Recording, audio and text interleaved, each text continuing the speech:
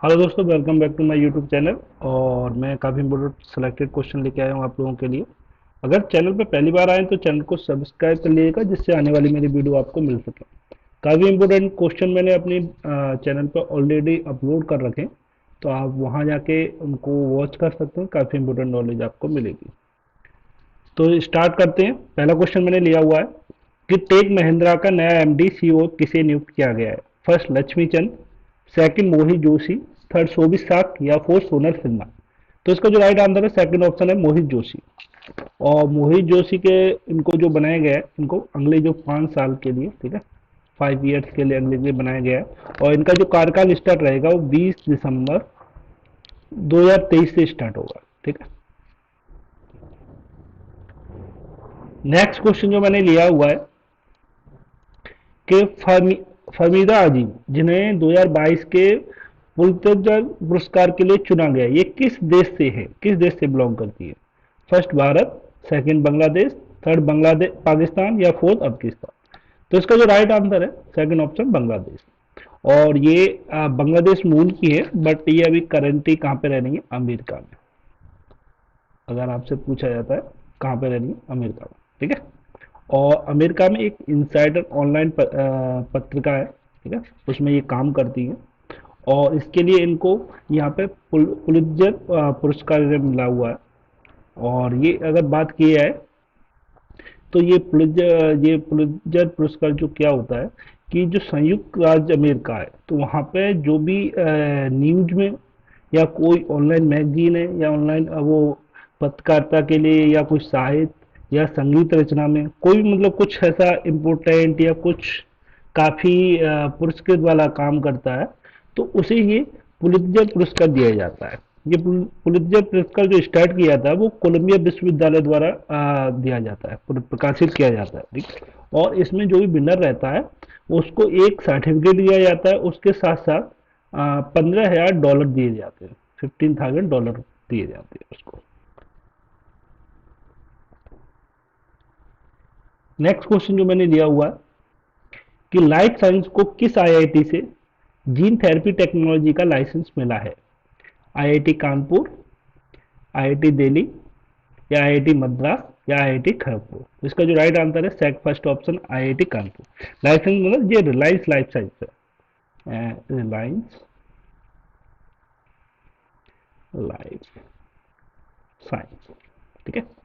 और इसके बाद जिसमें जो जीन थेरेपी रहेगी, ठीक है, उसमें रिलायंस का काफी रोल रहेगा। ये क्या है, इसके जो पर्पज है इस जो टेक्नोलॉजी का, वो आई में जो आंखों में जिस भी किसी भी तरह का कोई रोग होता है, तो उसके रिगार्डिंग जो भी ट्रीटमेंट रहेगा, उस ट्रीटमेंट में ये टेक्नोलॉजी काफी बेनिफिट रहेगी। नेक्स्ट क्वेश्चन जो मैंने लिया हुआ है कि किस राज्य के राज्यपाल ने राज्य मंत्रिमंडल द्वारा पारित ऑनलाइन जुआ निदेशक विधेयक सॉरी ऑनलाइन जुआ निषेध विधेयक को लौटा दिया है। मतलब किस राज्य ने मतलब एक अपना प्रस्ताव रखा था एक कानून बनाने के लिए कि वहां पे जो भी ऑनलाइन गैम्बलिंग हो रही है तो उसे रोका जा सके। तो इसमें चार ऑप्शन लिए मैंने, मध्य प्रदेश, उत्तर प्रदेश, तेलंगाना या केरल। तो इसका जो राइट आंसर है थर्ड ऑप्शन है तेलंगाना। अभी तेलंगाना की जो सरकार थी उसने ये प्रस्ताव रखा था, राज्यपाल के पास बात गया भी था, लेकिन राज्यपाल ने उसको कैंसिल कर दिया। ठीक है। और उनका जो कहना है कि जो राज्य सरकार है उसके पास ये अथोराइज नहीं है कि वो इस तरह का कोई भी बिल मतलब सदन में पास कर सके। ठीक। इसके बावजूद जो तेलंगाना की सरकार है उसने ये डिसाइड किया है कि वो इसी सेम बिल को बिना किसी संशोधन की, ठीक है, द्वारा से वो पेश करेगी, द्वारा से पेश करेगी।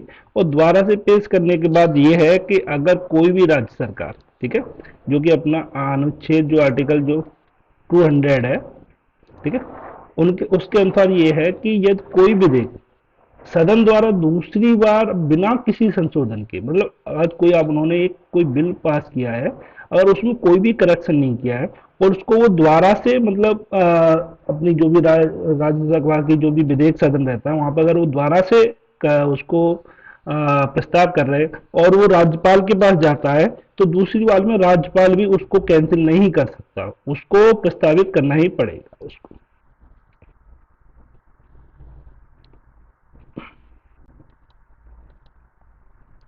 नेक्स्ट क्वेश्चन जो मैंने लिया हुआ है कि नासा के क्यूरियोसिटी रोवर ने हाल ही में किस ग्रह पर क्रिपस्कुलर किरणों को कैप्चर किया है। चार ऑप्शन लिए मैंने, फर्स्ट शुक्र, सेकंड बुध, थर्ड मंगल या फोर्थ शनि। तो इसका राइट आंसर है थर्ड ऑप्शन मंगल। ठीक है। और मंगल ग्रह के बारे में आपको पता होगा कि दुनिया में इंडिया एक ऐसा देश था जिसने फर्स्ट अटेम्प्ट में सबसे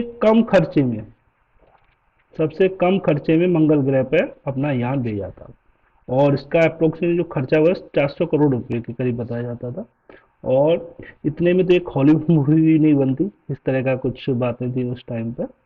तो इंडिया अभी जो स्पेस की एक्टिविटी हो रही है उसमें काफ़ी मतलब कह सकते हो कि बहुत अच्छा प्रोग्रेस कर रहा है। नेक्स्ट क्वेश्चन मैंने लिया हुआ है कि किस देश ने national platform for disaster risk reduction NPDDR के तीसरे सत्र की मेजबानी की है। First America, second China, third Bharat या फोर्थ रसिया। तो इसका जो राइट आंसर है थर्ड ऑप्शन है भारत। और भारत ने अभी ये कहाँ पे किया है, नई दिल्ली। अगर लोकेशन पूछी जाती है आपसे तो नई दिल्ली में अभी हुआ है। और इसमें बताया जाता है कि कम से कम 1200 से अधिक जो भी अब इस फील्ड के स्पेशलाइजेशन लोग होते हैं, ठीक है, चिकित्सक हैं या शिक्षाविद हैं या मतलब जो भी उस चीज़ को मतलब कह सकते हो कि उसको प्रतिनिधि बोल सकते हो, प्रतिनिधि हैं। ठीक है। तो ये सब लोग इसमें शामिल हुए थे। और इनमें क्या है ना कि कुछ पॉइंट डिस्कस किए जाते हैं, जैसे 10 से 12 पॉइंट डिस्कस किए गए थे कि जैसे कि कोई भी मतलब जो नेचुरल आपदा कह सकते हो, नेचुरल आपदा जैसे भूकंप हुआ, बाढ़ हुई या कोई महामारी हुई, ठीक है, तो वो अगर चीजें आती हैं तो उन पे अपनी जनता को बचाने के लिए या जो ह्यूमन टेंडेंसी के अकॉर्डिंग लोगों की हेल्प करने के लिए किस किस तरह के कदम उठाए जाए। तो ये सारी चीजें उन इस फोरम पर डिस्कस की जाती है। तो जिसको अभी इंडिया ने मेजबानी की है जिसकी, वो कौन सा सत्र, अगर सत्र भी पूछा जा सकता है आपसे तो थर्ड। क्योंकि कुछ एग्जाम में तो आपको डायरेक्ट क्वेश्चन पूछा जा सकता है, लेकिन कुछ जैसे बी ग्रेड या ए ग्रेड जैसे हाई लेवल के एग्जाम होते हैं तो उनमें थोड़ा सा डिटेल से पूछा जाता है कि जो स्टूडेंट तैयारी कर रहा है उसने प्रॉपर तरीके से पढ़ा है या फिर ऐसे ही थोड़ा सा नॉर्मल ऊपर से थोड़ा थोड़ा पढ़ के आ गया वो। इसलिए जो जितने भी हाई लेवल के एग्जाम होंगे उतना ही आपसे डिटेल में पूछा जाएगा।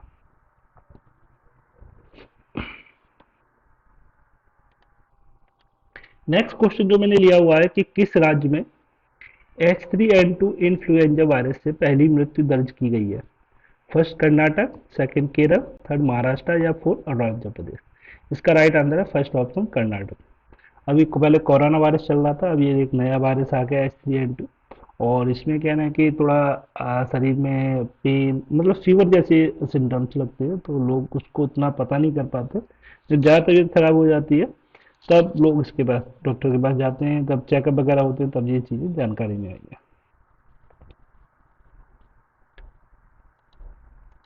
नेक्स्ट क्वेश्चन मैंने लिया हुआ है कि पार्किंग के लिए डिजिटल करेंसी स्वीकार करने वाली भारत की पहली मेट्रो कौन सी बनी है।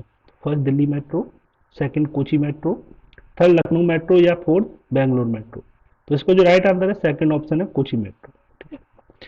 जैसे कि आप सबको पता होगा कि जो अपने भारत देश के माननीय प्रधानमंत्री मोदी जी है वो डिजिटल इंडिया पर काफ़ी फोकस कर रहे हैं। ठीक है ना। तो उसी के तहत ये प्रोग्राम चलाया जा रहा है। तो जो आरबीआई भी ने भी अपनी डिजिटल करेंसी लॉन्च करने वाली है और कई जगह पर कर भी दी है, तो उसी चीज़ को इन्होंने लागू किया।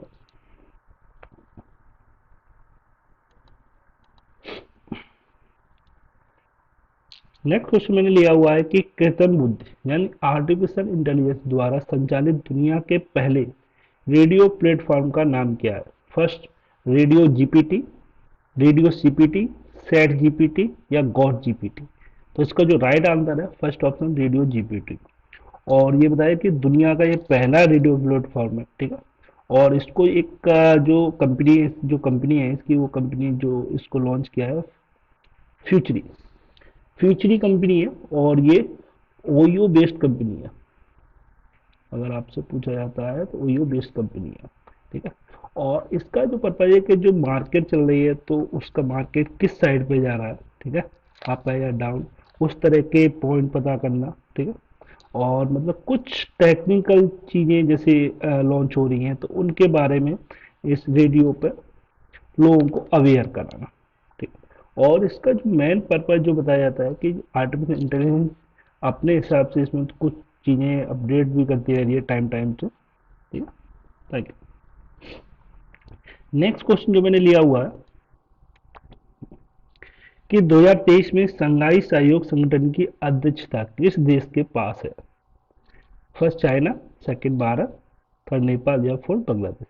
इसका राइट आंसर है सेकंड भारत। और जी 20 ग्रुप है, सॉरी, जो जी 20 ग्रुप है उसकी भी अध्यक्षता भी भारत के पास है। नेक्स्ट क्वेश्चन लिया कि दुर्लभ पतंगे की प्रजाति माइम्यूसी मेसिनिया सिलोनिका को किस राज्य में देखा गया है? First Tamil Nadu, second Kerala, third Nagaland या फोर्थ राजस्थान। तो इसका जो राइट आंसर है second option Kerala. Next question लिया हुआ है कि किस देश की वायुसेना द्वारा हिंद महासागर क्षेत्र में ट्रोपैक्स 2023 अभ्यास आयोजित किया गया? First America, second China, third Japan या फोर्थ भारत। तो इसका जो राइट आंसर है फोर्थ ऑप्शन भारत। भारत की अभी जो नौसेना है, ठीक है, तो उन्होंने नवंबर 2022 से और अभी ये मार्च 2023 तक इनका एक अभ्यास चला है, ठीक है, जिसको ट्रोपैक्स 2023 में नाम दिया गया। और ये अरब सागर और हिंद सागर सब जगह हुआ है, ठीक है। और इसमें क्या है कि जो भी इनमें कुछ टीम भी शामिल की गई, जिसमें तुम्हारी जो कोस्ट गार्ड टीम रहती है वो भी इसमें शामिल की गई है, ठीक है।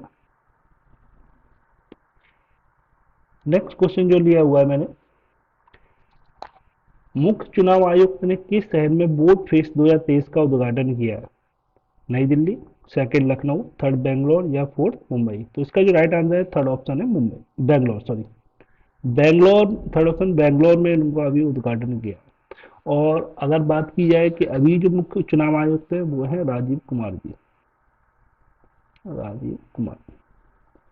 और ये 15 मई 2022 से इसमें, ठीक है, और अभी तक ये करंट में।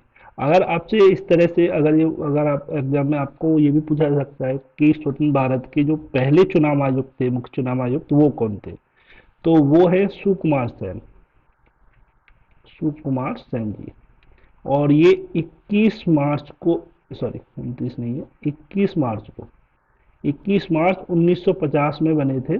और ये 19 दिसंबर 1958 तक ये भारत के मुख्य चुनाव आयुक्त रहे थे। तो जब ऐसे क्वेश्चन होते हैं तो उनमें थोड़ा सा फर्स्ट टाइम कौन थे वो भी पूछा जा सकता है, तो थोड़ा सा ध्यान रखना। के लिए मूव करते हैं। नेक्स्ट क्वेश्चन मैंने लिया हुआ है कि किसानों के वित्त पोषण के लिए किस बैंक ने केंद्रीय भंडारण निगम के साथ एमओयू, एमओयू की फुल फॉर्म होती है मेमोरेंडम ऑफ अंडरस्टैंडिंग, पर हस्ताक्षर किए? First PNB bank, second SBI bank, third HDFC या फोर्थ कैनरा बैंक। तो इसका जो राइट आंसर है first option PNB bank.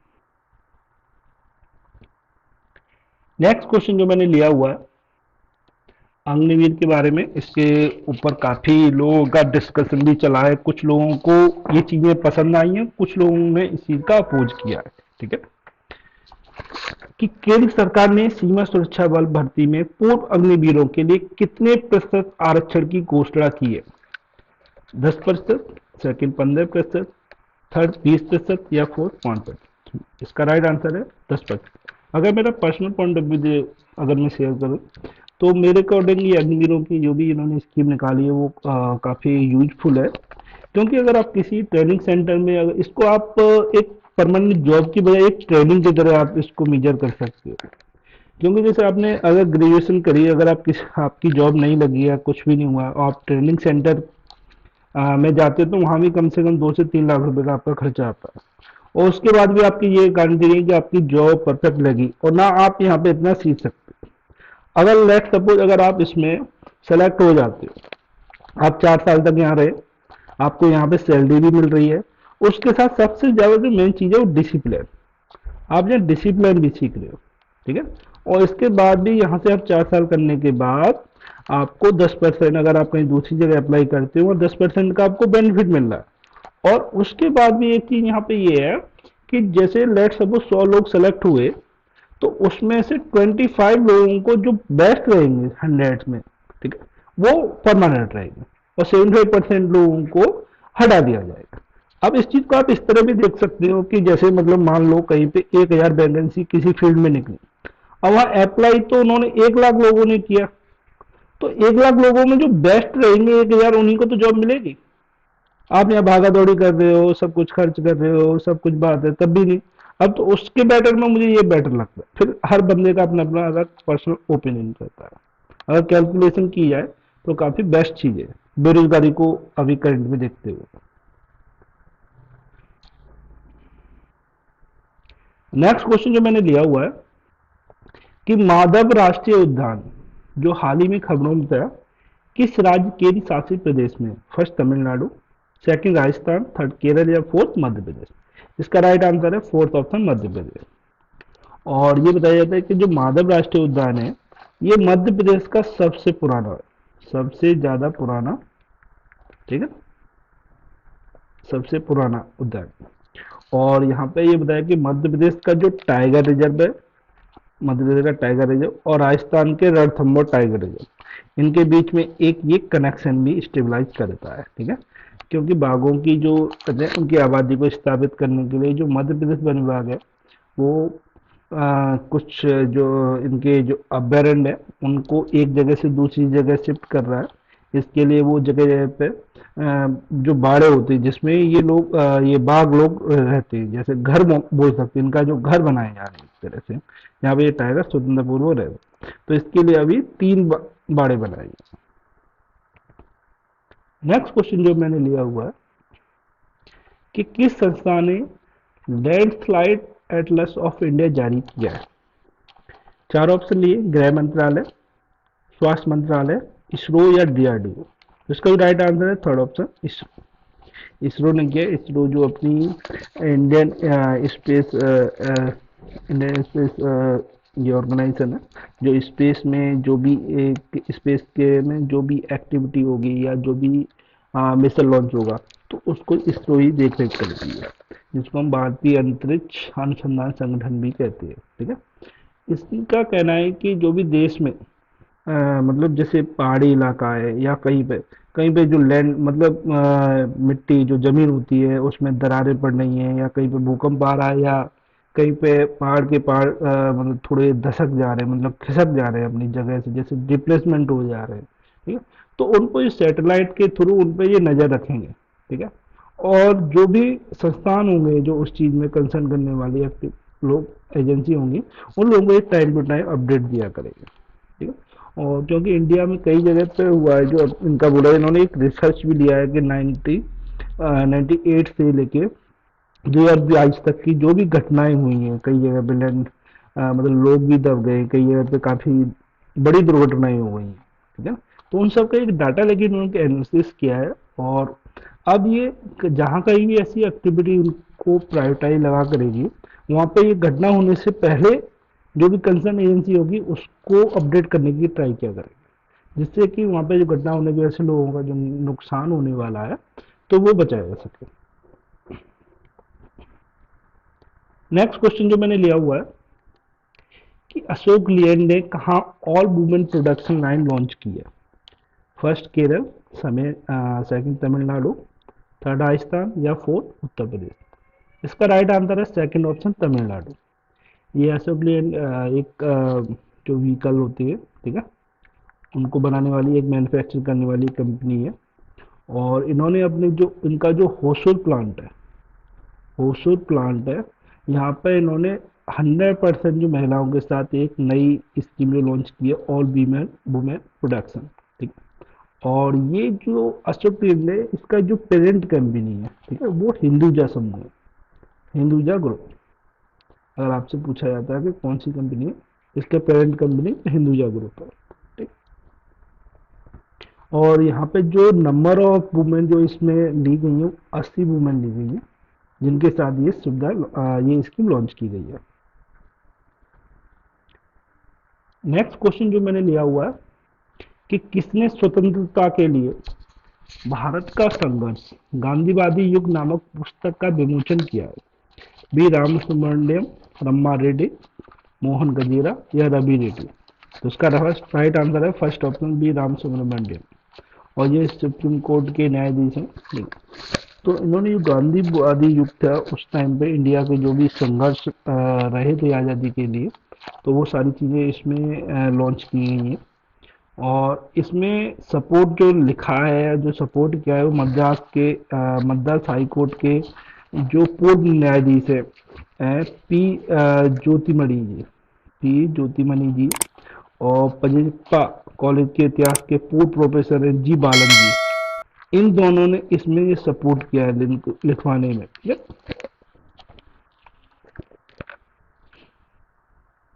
Next question जो मैंने लिया हुआ है कि एशिया का सबसे बड़ा ट्यूलिप गार्डन कहाँ खुलेगा? मध्य प्रदेश, केरल, तमिलनाडु या जम्मू कश्मीर? तो इसका जो राइट आंसर है फोर्थ ऑप्शन जम्मू कश्मीर।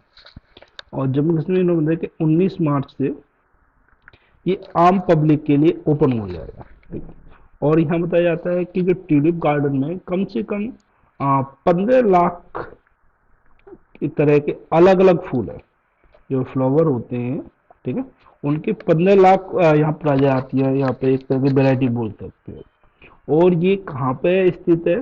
जो डल झील है, अगर आपने सुना होगा, डल झील और जबरवन जो माउंटेन, जबरवन पहाड़ी है, तो उनके बीच में कोई एक स्पॉट है। तो वहां पे ये इसको जो नाम दिया गया है इंदिरा गांधी ट्यूलिप गार्डन दिया गया है।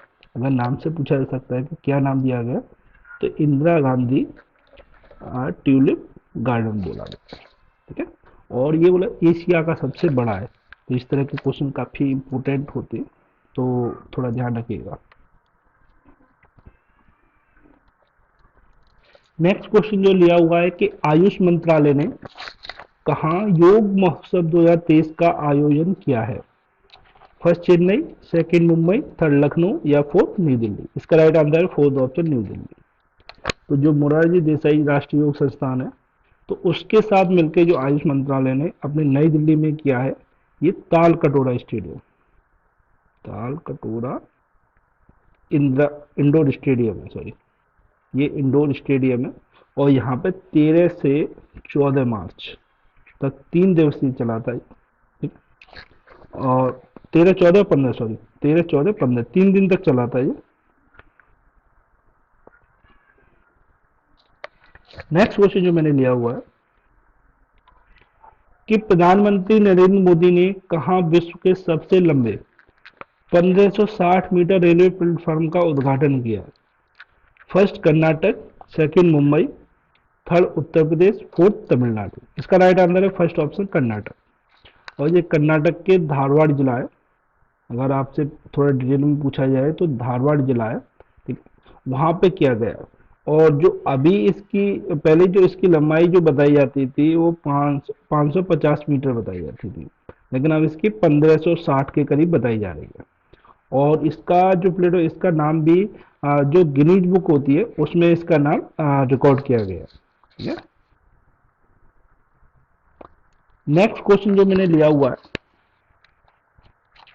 कि 3 साल की पाबंदियों के बाद किस देश ने पर्यटकों के लिए अपनी सीमाएं खोली हैं? First China, second Bharat, third Sri Lanka या फोर्थ नेपाल? इसका राइट आंसर है फर्स्ट ऑप्शन चाइना। क्योंकि अभी कोरोना चल रहा था और पूरी दुनिया में यही बात थी कि ये जो वायरस आया है वो चाइना से आया है। कहाँ से आया? चाइना से, ठीक। तो वो चाइना ने अपने यहाँ जो भी पर्यटक आ रहे थे, जो भी टूरिस्ट आ रहे थे, उनको लिए रोक लगा रखी। अब 3 साल बाद उन्होंने ये हटा रखी है। अब यहाँ पे जो भी पर्यटक है या टूरिस्ट है वो अपने लिए वीजा वगैरह अप्लाई कर सकते हैं। नेक्स्ट क्वेश्चन जो मैंने लिया हुआ है, किस राज्य की विधानसभा भवन में हाल ही में फूल डे उत्सव बनाया गया है? First Uttarakhand, second Uttar Pradesh, third Kerala या फोर्थ तमिलनाडु? इसका राइट आंसर है फर्स्ट ऑप्शन उत्तराखंड, ठीक है। और ये फूल डे उत्सव क्या है? इस दिन ये फूलों का इसको फूलों का त्योहार भी बोला जाता है। अगर आपसे पूछा है फूल डे फूलों का त्योहार, ठीक है।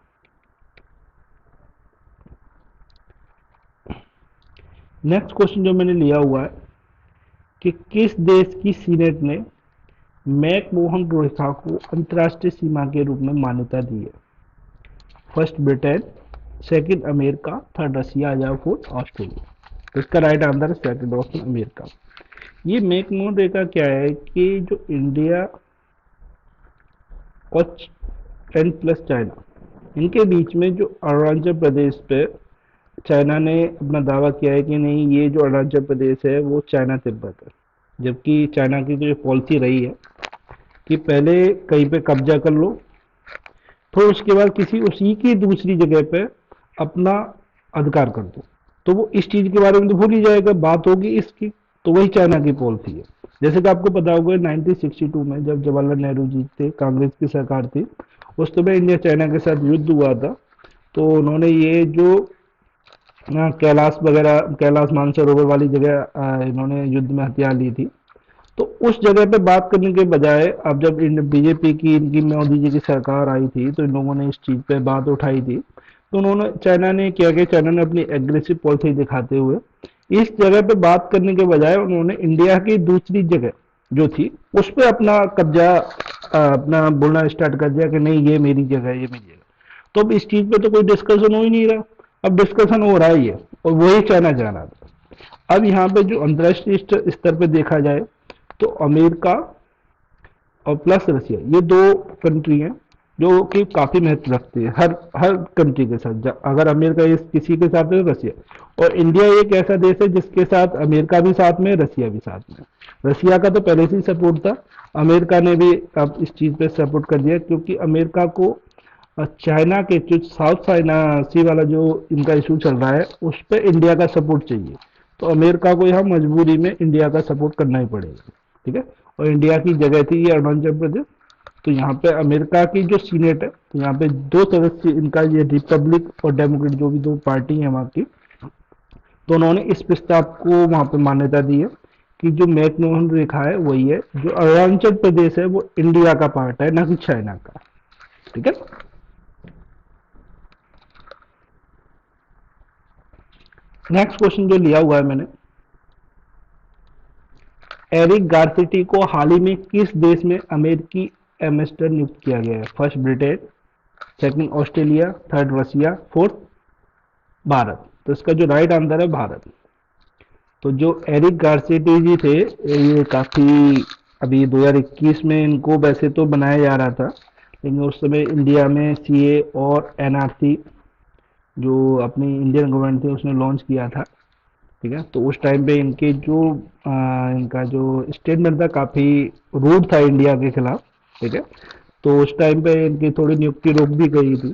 अभी दोबारा से इनकी नियुक्ति की गई है, और इनका गया। और यहाँ पे अभी जयशंकर प्रसाद जी अपने जो विदेश मंत्री हैं, तो उनसे ये क्वेश्चन पूछा गया था कि जो एरिक गारसिटी ने उनका इस तरह का लेक्चर था, तो जयशंकर जी का बहुत ही शांत तरीके के इंसान है और बहुत ही अच्छे से बोला था कि इंडिया पहले जैसा इंडिया नहीं है, भारत बहुत अपग्रेड हो गया है। अब जो हमारे मामलों में गलत बोलेगा तो हमें भी पूरा अधिकार है गलत बोलने का, और अगर इस तरह से कोई आता है कुछ कहता है तो हम उसे बड़े प्यार से समझा देंगे। ठीक है। और इनसे पहले अगर इनसे बोला जाए, और जो इनके एरिक गारसिटी जो है वो लॉस एंजल्स के जो पूर्व मेयर भी है। ठीक है। और यहाँ पे जो लास्ट अपने अमेरिकी जो राजदूत थे वो थे केनेथ जस्टर। अगर लास्ट टाइम का पूछा जाए आपसे तो केनेथ जस्टर जी थे। Kenneth Juster, mister Kenneth Juster थे, और जिन्होंने अपना पद जो छोड़ा था जनवरी 2021 में। उस तरह से आप अगर कभी टाइम मिले तो जयशंकर प्रसाद जी के जो स्टेटमेंट सुनिए, काफी लगता है कि हाँ, अपने देश को कोई एक पर्सन है जो बहुत ही प्रॉपर तरीके से रिप्रेजेंट कर रहा है। चाहे वो कितने भी पश्चिमी देश, कितने भी ताकतवर देश हो, लेकिन जो इनका जो स्टेटमेंट आता है जयशंकर प्रसाद जी का, तो सारे ही देश बिल्कुल एकदम शांत हो जाते हैं। ठीक है ना। काफी अच्छा स्टेटमेंट देते हैं, और काफी एकदम एग्रेसिव मोड को भी बड़े प्यार से समझाते हैं सारी चीजें। नेक्स्ट क्वेश्चन जो मैंने लिया हुआ है कि भारत और किस देश ने हाल ही में संयुक्त स्मारक डाक टिकट जारी किया है? फर्स्ट रसिया, सेकंड नेपाल, थर्ड लक्समबर्ग या फोर्थ मंगोलिया। तो इसका जो राइट आंसर है थर्ड ऑप्शन है लक्समबर्ग। ठीक है। और ये इंडिया और लक्समबर्ग की जो 75 साल का की फ्रेंडशिप है, तो उसको सेलिब्रेट करने के लिए उन्होंने एक संयुक्त स्मारक डाकटिकट जारी किया है। ठीक है। नेक्स्ट क्वेश्चन जो मैंने लिया हुआ है कि किस राज्य में पहली बार इलेक्ट्रिक इंजन से चलने वाली रेलगाड़ियां चलेंगी। First Meghalaya, second Kerala, third Manipur या फोर्थ लद्दाख। इसका राइट आंसर है फर्स्ट ऑप्शन मेघालय। अब यहाँ पे ये इलेक्ट्रिक वाली रेलगाड़ी चलेंगी क्योंकि जो इंडियन रेलवे का जो कुछ इलेक्ट्रिसिटी का कुछ वर्क चल रहा था, जो अभयपुरी, पंचरत्न और प्लस दुधनोई मेदिपाथर में, इन दोनों के बीच में जो इलेक्ट्रिसिटी का वर्क था वो फिनिश हो गया है। अब यहाँ पे जो इलेक्ट्रिक सिटी से जो चलने वाले इंजन है वो रेलगाड़ियाँ चलाई जा सकती है। नेक्स्ट क्वेश्चन जो मैंने लिया हुआ है कि टीसीएस का नया सीईओ किसे नियुक्त किया गया है। के कृतवासन, सेकंड लक्ष्मीचंद, मोनित ब्रुत या सुंदर शुक्ला। तो इसका राइट आंसर है फर्स्ट ऑप्शन के कृतवासन। ठीक है। और के कृतवासन से पहले जो इसके टीसीएस के जो सीईओ थे वो थे राजेश गोपीनाथ। अगर आपसे इनसे पहले का पूछा जा सकता है तो राजेश गोपीनाथन। ठीक है। और ये लास्ट 20 ईयर से जुड़े हुए थे टीसीएस के साथ। और 15 सितंबर 2023 को इनका इस्तीफा जो इस्तीफा दिया है, जो रिजाइन दिया है, वो मंजूर हो जाएगा। ठीक है। उसके बाद टीसीएस के जो नए सीईओ रहेंगे वो के कृतवासन रहेंगे। थैंक यू दोस्तों। अगर आपको वीडियो काफ़ी इंपॉर्टेंट क्वेश्चन में सेलेक्ट किए हुए थे तो चैनल को अगर सब्सक्राइब ना किया हो तो चैनल को सब्सक्राइब कर लीजिएगा, जिससे आने वाली वीडियो भी आपको मिल सके। थैंक यू दोस्तों।